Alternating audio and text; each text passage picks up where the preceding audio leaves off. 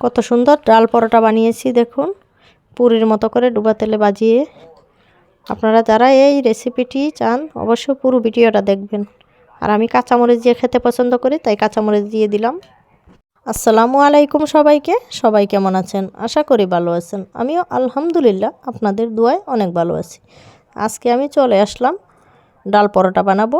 একটু লুচি পুরির মতো করে বানিয়ে নিব। দেখুন কিভাবে বানাচ্ছি। এখানে আমি ময়দা নিলাম, ময়দার মধ্যে তেল লবণ দিয়ে সুন্দর করে মেখে রেখে দিব।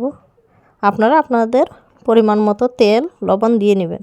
আর যখন দেখুন আমি কীভাবে মেখে নিচ্ছি, আমি হাত দিয়ে মাখলে মনে হয় যে জিনিসটা সুন্দর প্রপারলি হয়, সেজন্য আমি হাত দিয়ে ভালো করে মেখে নিচ্ছি।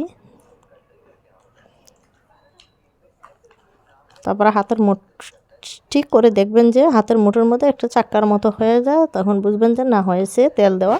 সেই পরিমাণে আপনারা তেল দিয়ে নেবেন। এই যে আমি দেখিয়ে দিচ্ছি কিভাবে। আমার মনে হচ্ছে যে একটু কম হচ্ছে, তারপর আমি আবার আরেকটু দিয়ে আবার একটু ভালো করে মেখে নিয়েছি। এখন আমি হালকা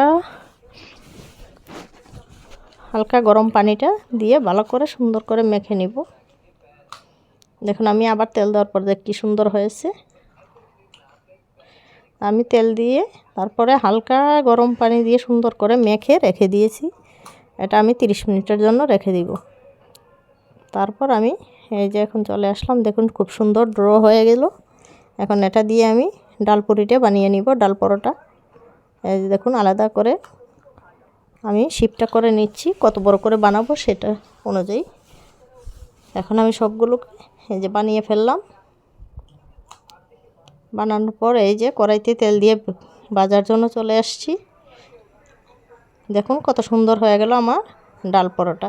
এখন আপনারা যা মনে চায় তা দিয়েই খেয়ে নিতে পারেন। আমি কাঁচামরিচ দিয়ে শুধুই খাবো। আপনারা ডাল বোনা মাংস বোনা দিয়ে খেতে পারেন। সবাই ভালো থাকুন, সুস্থ থাকুন। আল্লাহ হাফেজ।